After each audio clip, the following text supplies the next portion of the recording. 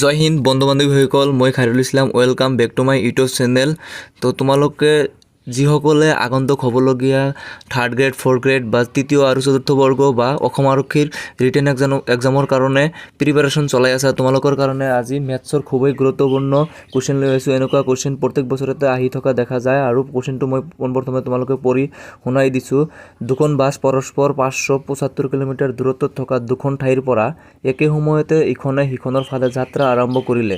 এখন বাছৰ বেগ প্ৰতি ঘণ্টাত 60 কিলোমিটাৰ পাৰ আৱাৰ আৰু আনখন বাছৰ বেগ প্ৰতি ঘণ্টাত 55 কিলোমিটাৰ পাৰ আৱাৰ হ'লে বাছ দুখন লগ লাগিবলৈ হ'লে কিমান সময় লাগিব?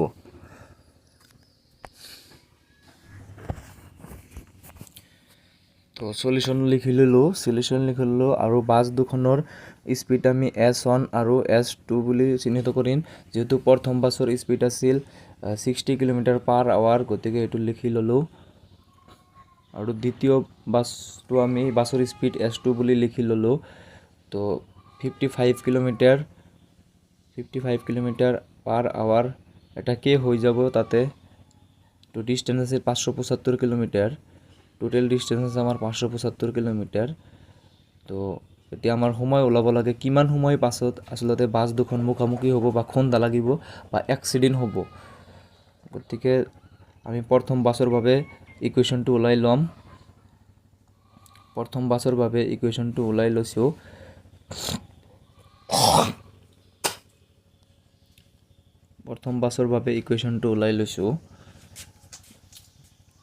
তো 1 মিনিটত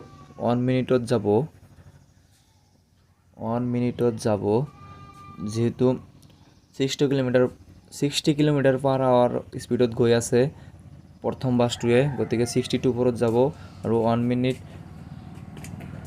মিনিটৰ ইটো 60 মিনিট তলত লিখি ল'লোঁ। 60 দি 60ক এবাৰ যাব, হৰণ যাব, গতিকে x কিলোমিটাৰত যাব, x মিনিটত যাব x কিলোমিটাৰ।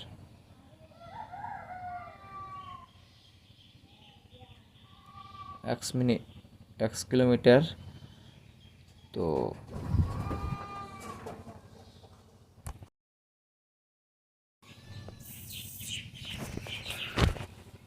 তো এগেইন লিখি লৈছোঁ।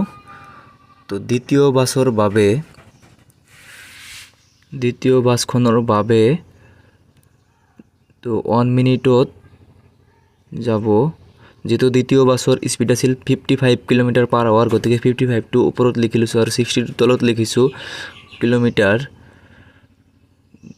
গতিকে আমি 5 দি 60ক 12 বাৰ কাটিব পাৰোঁ, 12 বাৰ যায় আৰু 55ক 11 বাৰ যাব 5 দি। গতিকে x মিনিটত যাব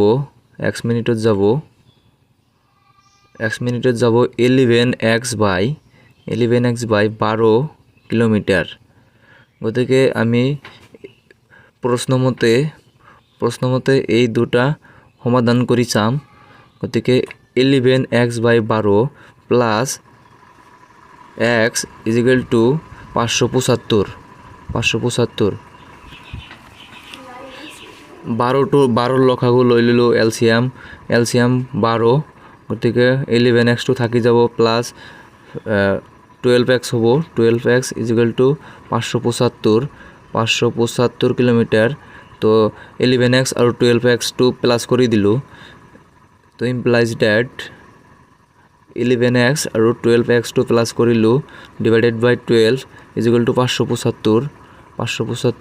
এইটো আমি এতিয়া বৰ্জপূৰণ কৰিম। তলত মনে 1 বুলি ভাবি ল'বা, 575 তলত এটা 1 আছে বুলি ভাবি ল'বা। তো 1টো মই দি দিলোঁ, নিদিলেও হ'ব, তোমালোকে ভাবি ল'লে হ'ব। তো 23x is equal two 575 into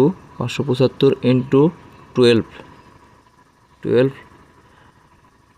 x2 থাকি যাব আৰু 23টো বাওঁফালে পূৰণ আছে আৰু সোঁফালে গ'লে পূৰণ হৈ যাব।